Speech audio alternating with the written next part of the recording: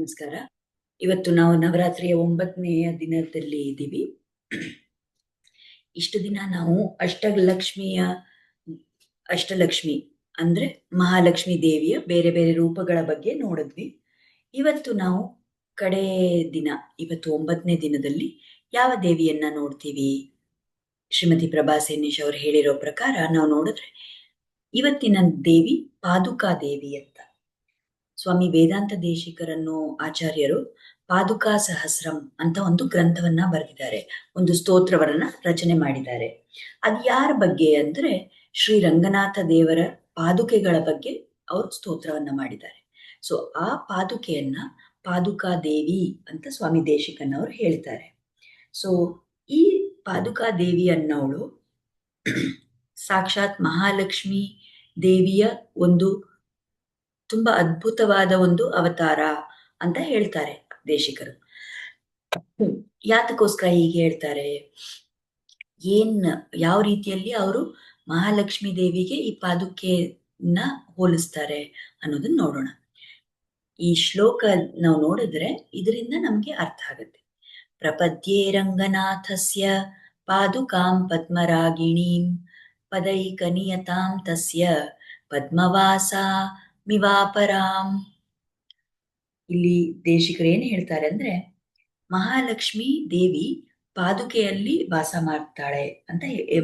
ಪಾದುಕೆ ಅಲ್ಲ, ಪದ್ಮದಲ್ಲಿ, ಒಂದು ಆ ಕಮಲದ ಹೂವ ಇದೆಯಲ್ಲ ಅದರಲ್ಲಿ, ಆ ಪದ್ಮದಲ್ಲಿ ಮಹಾಲಕ್ಷ್ಮಿ ದೇವಿ ವಾಸ ಮಾಡ್ತಾಳೆ ಅಂತ ಹೇಳ್ತೀವಿ. ಯಾಕೆ ಮತ್ತೆ ಈ ಪಾದುಕೆಗೂ ಆ ಲಕ್ಷ್ಮೀ ದೇವಿಗೂ ಏನ್ ಸಂಬಂಧ ಇದೆ? ಯಾವ ರೀತಿಯಲ್ಲಿ ಅವರು ಒಬ್ರಿಗೊಬ್ರು ಹೋಲಿಸ್ಕೊಂಡಿದ್ದಾರೆ ಅಂದ್ರೆ, ಸ್ವಾಮಿಗಳು ಹೇಳ್ತಾರೆ ಇಲ್ಲಿ, ಪಾದುಕೆ ಕೂಡ ಪದ್ಮರಾಗಿಣಿ ಆಗಿದೆ ಅಂತ ಹೇಳ್ತಾರೆ. ಪದ್ಮರಾಗಿಣಿ ಅಂದ್ರೆ ಏನು? ಮಹಾಲಕ್ಷ್ಮಿ ದೇವಿನ ಪದ್ಮರಾಗಿಣಿ ಅಂತ ಹೇಳ್ತಾರೆ. ಅಂದ್ರೆ ಯಾರಿಗೆ ಈ ತಾಮರೆ ಹೂವ, ಈ ಕಮಲದ ಹೂವ ತುಂಬಾ ಇಷ್ಟ ಅಲ್ಲ, ಅವರನ್ನ ಪದ್ಮರಾಗಿಣಿ ಅಂತ ಹೇಳ್ತಾರೆ. ನಾವು ನೋಡಿದ್ರೆ ಎಲ್ಲಾ ಕಡೆ, ನಾವು ಎಲ್ಲೇ ಒಂದು ದೇವಿಯ ಚಿತ್ರವನ್ನ ನೋಡಿದ್ರೆ ಅಲ್ಲಿ ಅವಳು ಪದ್ಮದಲ್ಲಿ ಆಸೀನಳಾಗಿರ್ತಾಳೆ ಅಥವಾ ನಿಂತಿರ್ತಾಳೆ, ಆ ರೀತಿ ನಾವು ನೋಡ್ತೀವಿ. ಸೊ ದೇವಿ, ಮಹಾಲಕ್ಷ್ಮಿ ದೇವಿಗೆ ಆ ಪದ್ಮ, ಆ ಕಮಲದ ಹೂವ ಅಂದ್ರೆ ತುಂಬಾ ಇಷ್ಟ. ಅದೇ ರೀತಿಯಲ್ಲಿ ಈ ಪಾದುಕಾ ದೇವಿ ಕೂಡ, ಅವಳು ಪದ್ಮರಾಗ ಮಣಿಯನ್ನ ಧರಿಸ್ಕೊಂಡಿದ್ದಾಳೆ. ಪದ್ಮರಾಗ ಅನ್ನೋ ರತ್ನವನ್ನ, ಆ ಮಣಿಯನ್ನ ಅವಳು ಧರಿಸ್ಕೊಂಡಿದ್ದಾಳೆ. ಅದಕ್ಕೆ ಅವಳು ಪದ್ಮರಾಗಿಣಿ ಅಂತ ಹೇಳ್ತಾರೆ ಆಚಾರ್ಯರು.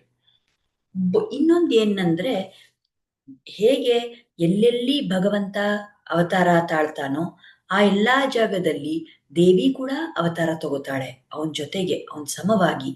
ಅದೇ ರೀತಿಯಲ್ಲಿ ಎಲ್ಲೆಲ್ಲಿ ಭಗವಂತ ಇರ್ತಾನೋ ಅಲ್ಲಿ ಪಾದುಕಾ ದೇವಿ ಕೂಡ ಇದ್ದೇ ಇರ್ತಾಳೆ. ಈಗ ನಾವು ನೋಡಿದೀವಿ ಹೇಗೆ ಭಗವಂತನ ಪಾದದಲ್ಲಿ ಅವ್ರು ಯಾವಾಗ್ಲೂ ಪಾದುಕೆಯನ್ನ ಹಾಕೊಂಡಿರ್ತಾರೆ. ಸೊ ಪಾದುಕಾ ದೇವಿ ಸದಾ ಕಾಲ ಭಗವಂತನ ಜೊತೆ ಇರ್ತಾಳೆ. ವಿಷ್ಣು ಪುರಾಣದಲ್ಲಿ ಒಂದು ಶ್ಲೋಕ ಇದೆ, ಅದರಲ್ಲಿ ಹೇಳ್ತಾರೆ, ರಾಘವತ್ವೇ ಅಭವತ್ ಸೀತಾ ರುಕ್ಮಿಣಿ ಕೃಷ್ಣ ಜನ್ಮನಿ ಅನ್ಯೇಷು ಚ ಅವತಾರೇಷು ವಿಷ್ಣೋರೇಷ ಅನಪಾಯಿನಿ. ಅಂದ್ರೆ ಭಗವಂತ ಯಾವ ಒಂದು ಅವತಾರ ತಗೊಂಡ್ರೆ, ಇವಾಗ ಅವನು ರಾಘವ ರಾಮ ಅನ್ನೋ ರೂಪದಲ್ಲಿ ಆ ಅವತಾರದಲ್ಲಿ ಬಂದ್ರೆ ಅಲ್ಲಿ ದೇವಿ ಸೀತೆಯ ಅವತಾರವನ್ನ ತಗೋತಾಳೆ. ಭಗವಂತ ಕೃಷ್ಣನ ಅವತಾರ ತಗೊಂಡ್ರೆ ಅಲ್ಲಿ ದೇವಿ ರುಕ್ಮಿಣಿಯಾಗಿ ಬರ್ತಾಳೆ. ಯಾವುದೇ ಒಂದು ಅವತಾರ ವಿಷ್ಣು ತಾಳದಾಗ ಆ ಎಲ್ಲಾ ಕಡೆ ಯಾವ್ದಾದ್ರೂ ಒಂದು ರೂಪದಲ್ಲಿ ದೇವಿ ಕೂಡ ಅವತಾರ ತಗೊಂಡು ಬಂದಿರ್ತಾಳೆ. ಅದೇ ರೀತಿಯಲ್ಲಿ ಎಲ್ಲೆಲ್ಲಿ ಭಗವಂತ ಇದ್ದಾನೋ ಅಲ್ಲಿ ಪಾದುಕೆ ಇದ್ದೇ ಇರುತ್ತೆ. ಅದೇ ಕಾರಣದಿಂದ ಈ ಪಾದುಕಾ ದೇವಿ ಅಂದ್ರೆ ಅವಳು ಮಹಾಲಕ್ಷ್ಮಿಯ ಅವತಾರ ಅಂತ ಹೇಳ್ತಾರೆ. ಈ ಶ್ರೀಲಕ್ಷ್ಮಿ ಅಷ್ಟೋತ್ತರ ಶತನಾಮಾವಳಿ ಅನ್ನೋ ಸ್ತೋತ್ರದಲ್ಲಿ ಈ ಪಾದುಕಾ ದೇವಿಗೆ ಹೋಲಿಸುವಂತ ಮಾತು, ಯಾವ ಒಂದು ನಾಮ ಇದೆ ಅಂದ್ರೆ ಭುವನೇಶ್ವರಿ ಅಂತ ಹೇಳ್ತೀವಿ. ಭುವನೇಶ್ವರಿ ಅಂದ್ರೆ ಏನು? ಯಾರು ಈ ಈ ಎಲ್ಲಾ ಲೋಕದಲ್ಲೂ, ಈ ಪ್ರಪಂಚದಲ್ಲೇ ಯಾರು ಈಶ್ವರಿಯಾಗಿದ್ದಾಳೆ, ಯಾರು ಎಲ್ಲದಕ್ಕೂ ಎಲ್ಲರನ್ನೂ ಆಳುವಂತ ದೇವಿ ಇದ್ದಾಳೆ, ಅವಳು ಈ ಭುವನೇಶ್ವರಿ ದೇವಿ ಅಂತ ನಾವು ಹೇಳ್ಬೋದು. ಅಂದ್ರೆ ನಾವು ಈ ಇಡೀ ಪ್ರಪಂಚನೇ ಒಂದು ಕುಟುಂಬ ಅಂತ ನೋಡಿದ್ರೆ ಆ ಕುಟುಂಬಕ್ಕೆ ಯಾರು ಹೆಡ್ ಆಗಿದ್ದಾರೆ, ಯಾರು ಅದನ್ನ ನಡ್ಸ್ಕೊಂಡ್ ಬಂದು ಅಲ್ಲಿ ಯಾರು ನಡೆಸ್ತಾ ಇದ್ದಾಳೆ ಅಂದ್ರೆ ಈ ಪಾದುಕಾದೇವಿ. ಈಗ ನಾವು ಇಷ್ಟು ದಿನ ಬೇರೆ ಬೇರೆ ದೇವಿಯ ರೂಪಗಳ ಬಗ್ಗೆ ನೋಡಿದ್ವಿ. ಮೊದಲನೇದಾಗಿ ಧಾನ್ಯ ಲಕ್ಷ್ಮಿ ಅಂತ ನೋಡಿದ್ವಿ ಮೊದಲನೇ ದಿನ. ಅವಳು ಆರೋಗ್ಯವನ್ನ ಕೊಡ್ತಾಳೆ ಅಂತ ನೋಡಿದ್ವಿ. ಧೈರ್ಯ ಲಕ್ಷ್ಮಿ, ಅವಳು ನಮ್ಗೆ ಮನೋಧೈರ್ಯವನ್ನ ಕೊಡ್ತಾಳೆ. ಗಜಲಕ್ಷ್ಮಿ, ನಮ್ಮ ಎಲ್ಲಾ ಪಾಪಗಳನ್ನು ನಾಶ ಮಾಡ್ತಾಳೆ. ಸಂತಾನ ಲಕ್ಷ್ಮಿ, ನಮಗೆ ಒಳ್ಳೆ ಸಂತಾನವನ್ನ ಪ್ರಾಪ್ತಿಯಾಗೋ ತರ ಮಾಡಿಕೊಡ್ತಾಳೆ. ವಿಜಯಲಕ್ಷ್ಮಿ, ನಮಗೆ ನಮ್ಮ ಕಾರ್ಯದಲ್ಲೆಲ್ಲ ಯಶಸ್ಸನ್ನ ಕೊಡ್ತಾಳೆ. ವಿದ್ಯಾಲಕ್ಷ್ಮಿ, ನಮಗೆ ಸದ್ಬುದ್ಧಿಯನ್ನ ಕೊಡ್ತಾಳೆ. ಧನಲಕ್ಷ್ಮಿ, ನಮಗೆ ಧರ್ಮ ಕಾರ್ಯಕ್ಕೋಸ್ಕರ ಅವಶ್ಯಕವಾಗಿರುವಂತಹ ಧನವನ್ನ ಕೊಡ್ತಾಳೆ. ಮತ್ತು ಆದಿಲಕ್ಷ್ಮಿ, ನಮಗೆ ಆನಂದವನ್ನ ಕೊಡ್ತಾಳೆ ಅಂತ ನಾವು ನೋಡಿದ್ವಿ.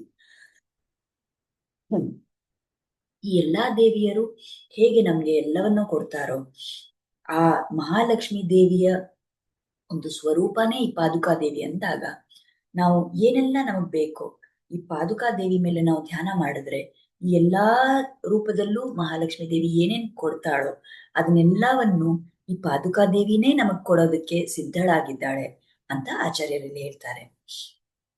ಈ ಪಾದುಕಾ ಸಹಸ್ರಂ ಅಂತ ನಾನು ಹೇಳಿದ್ನಲ್ಲ ಮೊದಲನೇದಾಗಿ, ಇವರು ಸ್ವಾಮಿ ವೇದಾಂತ ದೇಶಿಕರು ಅದನ್ನ ರಚನೆ ಮಾಡಿದ್ರು ಅಂತ ಹೇಳ್ತಾರೆ. ಯಾವ ರೀತಿಯಲ್ಲಿ ಅದು ರಚನೆ ಆಯ್ತು ಅಂದ್ರೆ, ಒಂದಿನ ಒಬ್ರು ವಿದ್ವಾನ್ರು ಬಂದು ಒಂದು ಚಾಲೆಂಜ್ ಕೊಡ್ತಾರೆ. ಇವತ್ತು ರಾತ್ರಿ, ಒಂದೇ ರಾತ್ರಿಯಲ್ಲಿ ನೋಡೋಣ, ನೀವು ಅಷ್ಟು ದೊಡ್ಡ ಸ್ಕಾಲರು, ನೀವು ಅಷ್ಟು ಪಂಡಿತರು ಅಂತ ಎಲ್ಲರೂ ಹೇಳ್ತಾರಲ್ಲ, ನೀವು ಅಷ್ಟು ವಿದ್ವಾನ್ ಆಗಿದ್ರೆ ನೀವು ನೋಡೋಣ ನಿಮ್ಗೆ ಎಷ್ಟು ಶ್ಲೋಕಗಳನ್ನ ರಚನೆ ಮಾಡಕ್ಕಾಗತ್ತೆ. ಚಾಲೆಂಜ್ ಏನಂದ್ರೆ 1000 ಶ್ಲೋಕಗಳನ್ನ ಬರಿಬೇಕು ಒಂದೇ ರಾತ್ರಿಯಲ್ಲಿ ಅಂತ ಅವರು ಆ ವಿದ್ವಾನ್ ಚಾಲೆಂಜ್ ಆಗ್ತಾರೆ. ಆಗ ಇಬ್ರು ಕೂತ್ಕೋತಾರೆ ಅವ್ರವ್ರ ಜಾಗಗಳಲ್ಲಿ, ಸ್ವಾಮಿ ದೇಶಿಕರು ಮತ್ತೆ ಆ ವಿದ್ವಾನ್ರು. ಆ ವಿದ್ವಾನ್ ಅವರು ಇಡೀ ರಾತ್ರಿ ಕೂತ್ಕೊಂಡು ಬರ್ದು ವಿಚಾರ ಮಾಡಿ ಬರ್ದು ಅವ್ರ ಕಡೆಗೆ ಬೆಳಗ್ಗೆ ಆದಾಗ ನೋಡಿದ್ರೆ ಅವರು 300 ಶ್ಲೋಕ ಅಷ್ಟೇ ಬರೆಯಕ್ ಸಾಧ್ಯ ಆಗಿರುತ್ತೆ. ಅವ್ರು ಯಾವ್ದ್ರ ಬಗ್ಗೆ ಬರ್ದಿರ್ತಾರೆ ಅಂದ್ರೆ ಭಗವಂತನ ಪಾದದ ಬಗ್ಗೆ ಅವರು ಬರ್ದಿರ್ತಾರೆ. ಸ್ವಾಮಿ ದೇಶಿಕನ್ ಏನ್ ಮಾಡ್ತಾರೆ ಅಂದ್ರೆ, ಅವರು ಭಗವಂತನ ಪಾದವನ್ನೂ ಕೂಡ ನಾನು ನೋಡಕ್ಕಾಗಲ್ಲ, ಅಷ್ಟು ಮೇಲೂ ನನ್ನ ಕಣ್ಣು ಎತ್ತಲ್ಲ, ನನಗೆ ಕಾಣಿಸೋದು ನನ್ನ ಕಣ್ಣಿಗೆ ಭಗವಂತನ ಪಾದುಕೆಗಳೇ ಅಂತ ಹೇಳ್ತಾರೆ. ಅವರು ಒಂದು ಯಾಮ ಅಂದ್ರೆ ಅಪ್ರಾಕ್ಸಿಮೇಟ್ಲಿ ಒಂದು ರಾತ್ರಿಯಲ್ಲಿ 1/4 ಭಾಗ ಅಷ್ಟೇ ಸಮಯ ಅವರು ಕೂತ್ಕೊಂಡು ಬರೀತಾರೆ. ಅಷ್ಟರಲ್ಲಿ ಅವರು 1008 ಶ್ಲೋಕಗಳನ್ನ ಬರೀತಾರೆ.